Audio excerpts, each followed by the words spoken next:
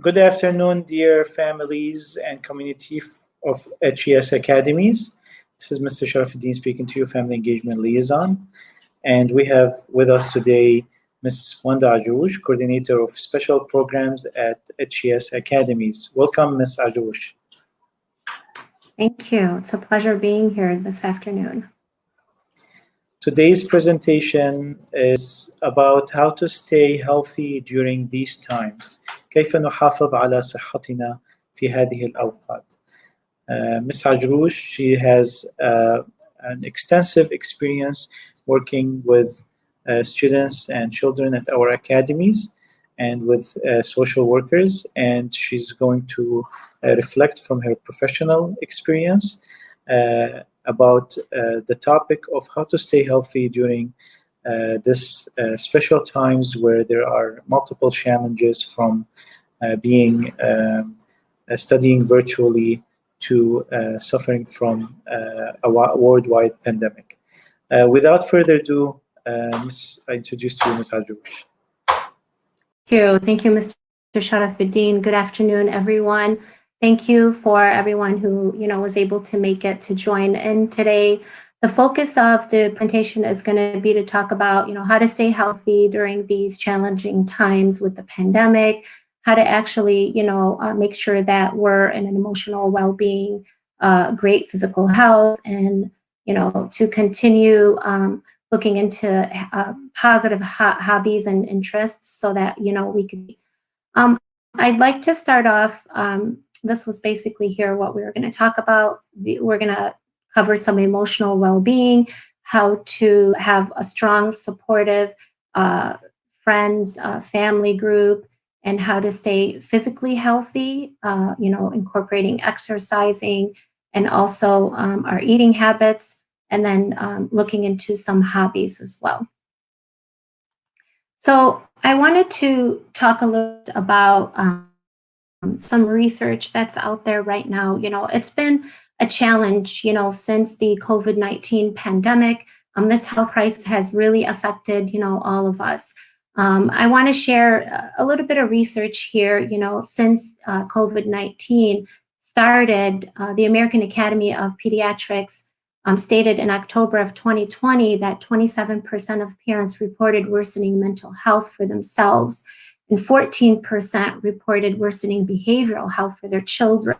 And I'm sure we could all relate to this. It's been, again, a challenge on a lot of families, with them, some of them working from home, with the remote learning for the kids, trying to juggle, both helping the schools, with their children's education while maintaining, a positive, healthy environment for their kids, and also, keeping up with their work to provide for their kids. So worsening, mental health for parents occurred alongside with the worsening of behavioral health for children in nearly 1 out of 10 families, among whom 48% reported loss of regular child care. And that was, a devastating event for a lot of parents who needed to go to work and there were no longer child care. 16% reported change in insurance and 11% reported worsening food security. Of course, it was hard with some being unemployed and some, trying to manage part-time jobs, putting food on the table. So just some, research out there, some things to think about before we get into some of the strategies and what can we do to help our kids. So January 1st, 2021, the Journal of Affective Disorders shared results from a study done on 4,342 primary and secondary school students. From those students, the study that was done, 24.9% had anxiety, 0.7% had depression, and 15.2% were stressed. 0.4% were satisfied with the way things were. So things to look out with, according to the mental health, we have to keep in mind that, signs of depression or anxiety are triggers for decreased academics or underachievement.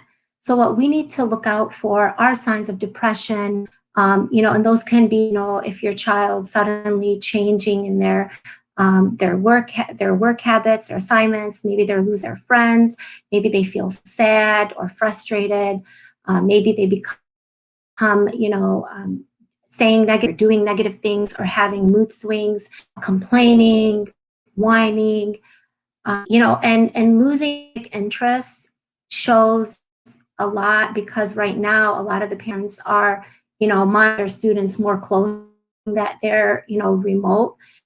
And also sometimes it reflects back at the kids, and then they start to have this negative self-image. So signs of, depression is very important, and things to look at and report to the school as well. Also signs of anxiety. With 24.9% of anxiety from such a large study, we want to look at, these signs. Are your kids nervous? Do they feel, do they have any fear? Are they scared? Do they worry? Are they acting too serious sometimes? Or maybe they're losing their interest or disengaged, or they constantly need to be encouraged. These are also signs to look at, for anxiety. And then, of course, stress, which, triggers of stress, come from a lot of things, related to school, work, staying healthy, all of that, which I'm going to get into a little bit later.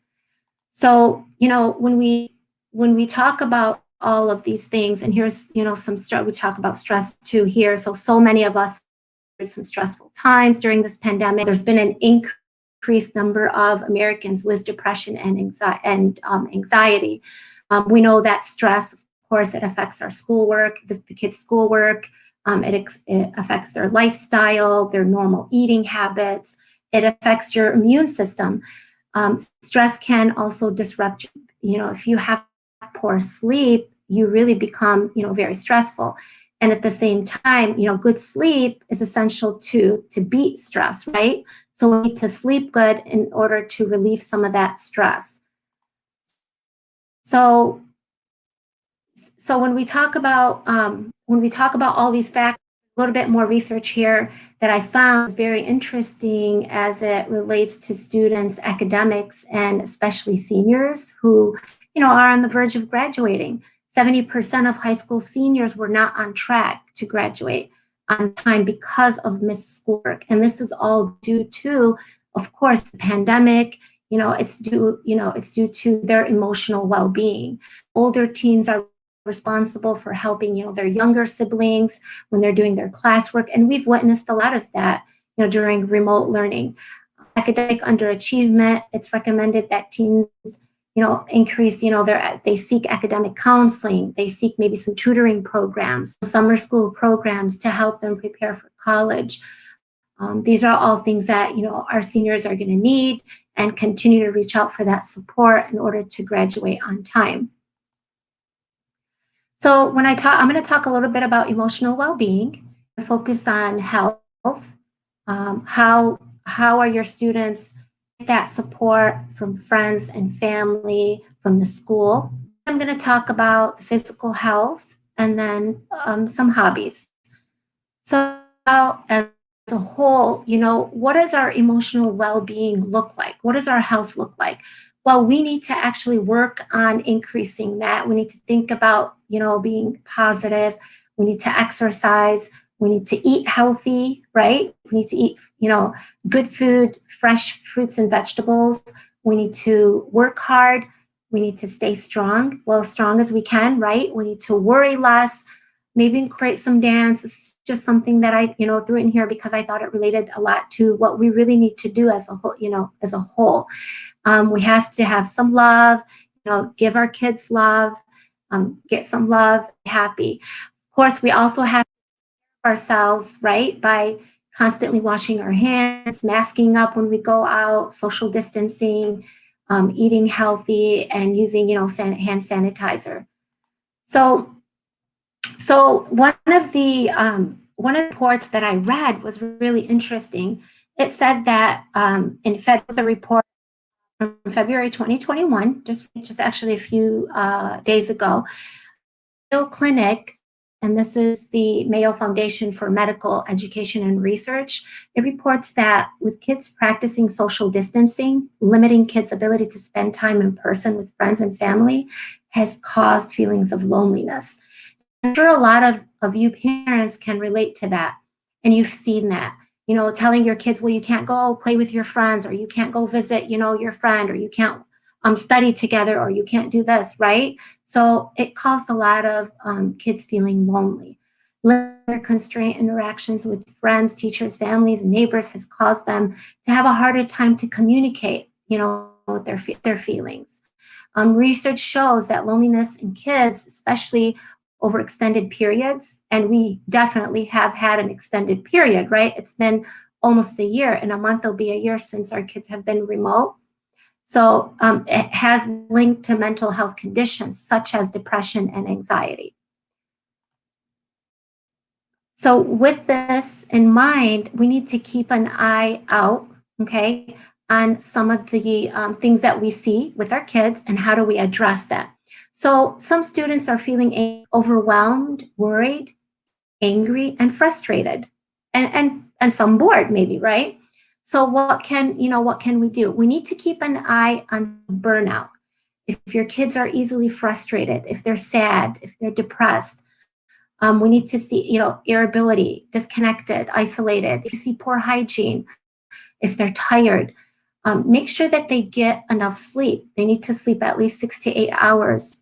Take a nap in the day. Of course, we don't want them to take long naps, not longer than 30-minute naps. You know, for you and kids, don't be hard on yourself. Be mindful. It's a very hard situation that we're in right now. I know, you know, we're trying our best now with the vaccines out and, you know, trying our best to get into the normal routine. Well, what looks normal, right? Kind to yourself and tell your kids to be kind to themselves. Look for opportunities to laugh. You know, your mood affects your immune system. The way you think, the way you eat, the way you feel, it affects, you know, your immune system. Of course, we know that, right? Talk to families. Encourage your kids to talk to their friends virtually, which I'm going to talk about how to do that later in a few slides. You know, they could talk to their teachers, talk to their friends, teammates, talk about their experiences, talk about how they're feeling. Even if it's virtual on the phone, they need to, you know, have the opportunity to share how they're feeling because that helps them. It helps their overall well-being. Spend time with friends to feel supported. Talk or play through video calls or phone calls. Play online games, texting. And I know we wanted to say, you know, limit screen time. And, you know, in these moments, sometimes we need to loosen the rules about screen time. We need to give them that opportunity to video chat. Maybe use Skype or Zoom or Google Meet or even WhatsApp. You know, we need to keep those lines of communication open. It's very therapeutic to connect with their friends, especially during these times. Definitely, I encourage yours to use, you know, controls, monitor your kids, monitor, you know, what they're using to connect to their friends. And also their online activities, monitor their online activities. Reassure your kids' relation, you know, so your relation, your kids, make sure that you provide a lot of, you know, hugs and cuddles. And I put that in here because I feel like sometimes we think we provide enough, but during these times, we really need to provide above and beyond love. Have time for them, set some time aside and spend more time together, maybe doing some family activities that you enjoy doing together. Also, you know, if you have extended family, maybe set up some video chats and allow them to spend time talking to them. Also, like, let's say there's a birthday party, you know, have a birthday party and invite them virtually, you know, even if it's extended family, you know, maybe that doesn't live in the area. Invite them to these events. Try as much as possible to keep a routine in place. And at the same time, keeping them connected because it definitely helps. It's very therapeutic and it helps increase, you know, their emotional well-being. So also, yeah, so when we're talking about setting boundaries, sometimes we need to make a no list, and sometimes we also make a to-do list. So this way you know what not to do, what to limit, and make a list of things to do that would help you stay connected with social distancing, connecting through, like I said earlier, with phone calls and video calls. Limit news. This was very interesting. When I read an article about this, and when you listen to the news a lot, it really, really diminishes the way you think about yourself or your overall emotional well-being. It affects you, because there is a lot of negativity out there. So watch something fun, watch something funny, a movie, a comedy. This would help you, maybe comedy movies, less news, things that make you happy. Communicate and address your needs with family, with friends, for students, for your kids. Make sure that they're, communicating how they feel with you, but also sharing with us, the school, so that we're on the same page. So let's talk a little bit about health. When we talk about health, want to make sure that we're talking about outdoor activities as well as things that you could do indoors. So let's start with outdoor activities. So how do we incorporate, physical activities outdoors? Now, even with the pandemic, you could actually do, bike riding around the neighborhood. You could maybe jog. You could do outdoor walking, enjoy the nature. You could even go to parks. As long as you mask up, you maintain your social distancing, you could, do these activities. Maintain 6 feet, of course, separation, from others when you're walking, or around people when you're walking in your neighborhood. Also, outdoor activities, really, they boost up your, your self-esteem. They make you feel good. Right now, the weather's getting better. So think about the things that you could do, like gardening, yard work, some cleaning maybe around the house. Of course, building things, these are things that you could do, whether you're handy or you're not handy. Maybe think about these as new learning activities, or like a small project that you want to do, and do it with your kids. These are things that would really help your overall emotional well-being.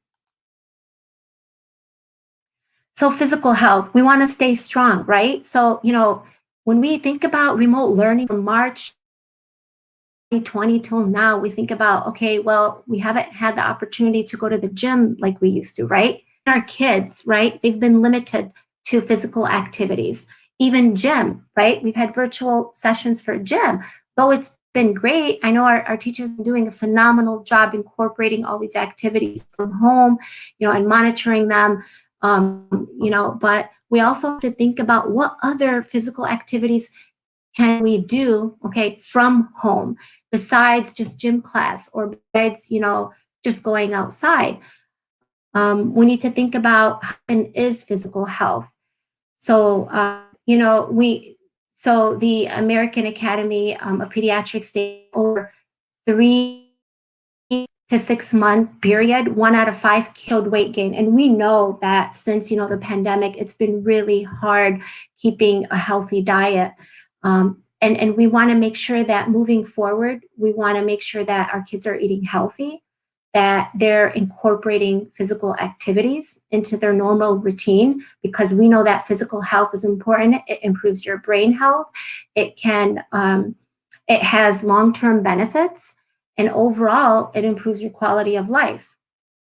So when we talk about that, when we talk about physical health overall, it really, really does help in several ways. It helps, fight against your risks of cancer. Cardio, right, for your heart, so cardiovascular diseases, diabetes, if you're eating less sugar, right, improving, it also overall improves your daily quality of life, your mood, your energy, the way you feel. So really, physical health is important, and staying active is very vital during these times. Exercise. So I mentioned exercising, maybe without the gym. So let's brainstorm. So we did some brainstorming, and this is what I came up with. Okay. So at home, we have, right, we have cans, right?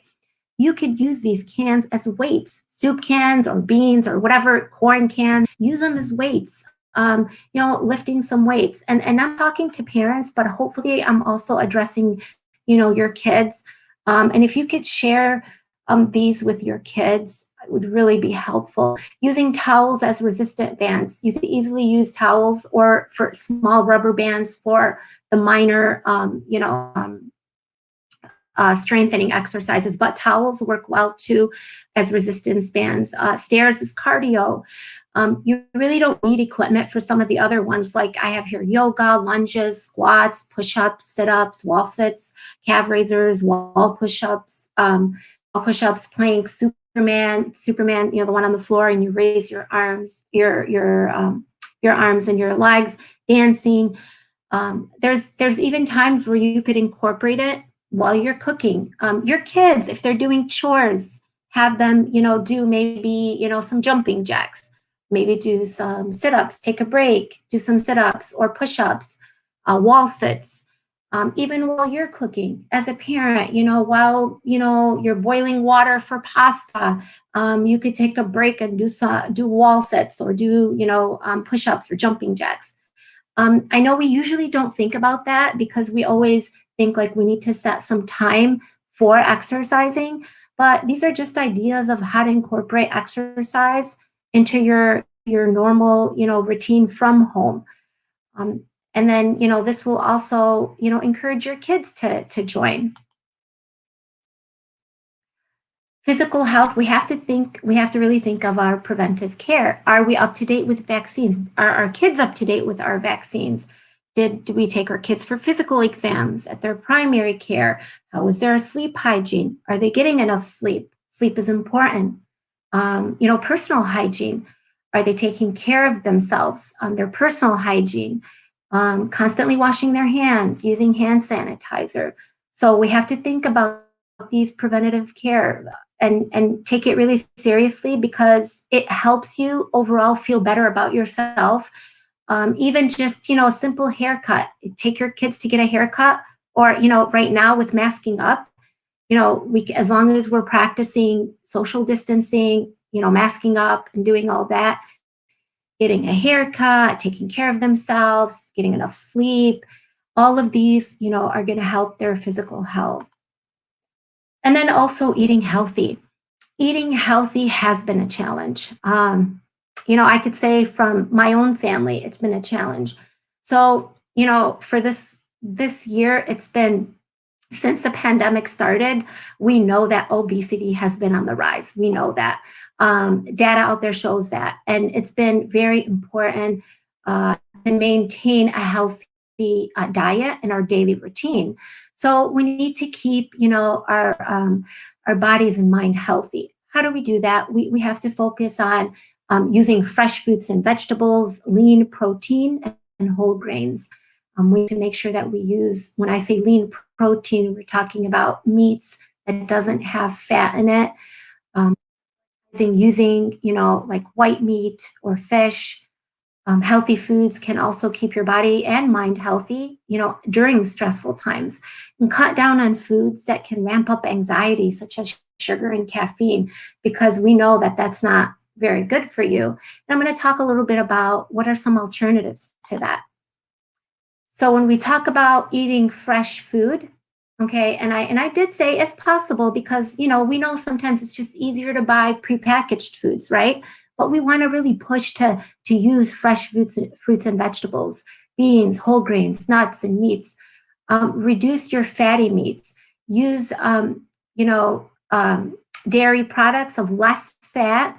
And instead of sweets and baked goods, like instead of donuts and cookies, use alternatives. Like yogurt, low-fat yogurt with some granola on it, maybe acai bowls or smoothies, natural dates or figs or things like that. I mean, those are great alternatives to baked goods, and they're natural. Use maybe an air fryer instead of frying. Bake the foods. Using fresh vegetables as opposed to frozen vegetables, right, to make meals. And we know that, making fresh meals is time consuming, but trying to use healthier options to substitute these prepackaged foods is very important. And then I do want to say that I know I said here, you know, avoid pizza as much as possible. We know that pizza is high in fat, and, you know, we want to try to eat healthy. And by eating healthy, we know that the nutrients in the healthy food, you know, really, it's just very nutritious, and it helps reduce your inflammation. It helps fight against, like I said earlier, you know, heart disease, less probability of having, you know, any heart problems or cancer risks. Also, consuming high fiber foods helps you. It helps with your digestion. It helps promote a healthy weight. You know, meaning, you know, you could constantly have a smoother stool. It gets you full. It contributes to overall a healthy digestive system. So eating, you know, foods with high fiber is good. Of water, it's so important. Water is very important. It's a source of energy. It boosts your mood. It's important. It keeps your skin looking great. So also, you know, make sure you're drinking enough water. And of course, not, you know, this is also geared at, you know, your kids too. So reminders for your kids as well to keep up, you know, drinking water, and of course, eating healthy. Hobbies and interests. We talk about hobbies, you know, there's a lot of different things that interest your kids that you could encourage them to do. Some of the things could be meditation, listening to music, maybe, you know, being in a book club or just reading. When we talk about meditation, I wanna mention that meditation guided, but it could just be some simple guided breathing exercises. It could be both together, or it could be, you know, guided breathing to meditate. It helps, and it helps calm down, you know, the kids during, you know, their classes, before bedtime. Maybe if they like dance, maybe doing some dancing or playing a musical instrument that they like, arts and crafts, painting, graphic design, drawing, pencil drawing, you know, maybe learning a new skill if they're interested in, I don't know, knitting, sewing, embroideries, maybe doing pottery. I know crocheting, things, you know, that they could do inside the house. Playing with their pet if they have a pet. If I go back to dance, I just remembered they could probably do Zumba. Zumba's very fun. There's a lot of things that they could do around the house. Dance routines, even I know the parks are open. They could do tennis, they could play tennis. And then writing in the journal, they could do just, you know, free writing or writing in a journal that they want to keep. Reading is, you know, I have book club here, but just reading is just, you know, other ways of interest. So just some ideas here to help, you know, identify what are the hobbies or interests that your kids like to do. And then in summary, I wanna just, you know, kind of highlight how important it is to really keep, you know, think about emotionally how we're doing, maintain our levels of anxiety, decrease stressors, increase our physical activity to maintain a healthy lifestyle, and then incorporate some of your hobbies and interests. You know, have some time for yourself. Tell your kids, you know, to have some time for themselves as well. You know, don't beat up themselves. You know, we'll get through this together. I do want to say that it's been, you know, tough on the parents, the families, the kids, as well as our education system here. You know, we've been all working really, really hard to help our kids, and we're here to support you, to help you.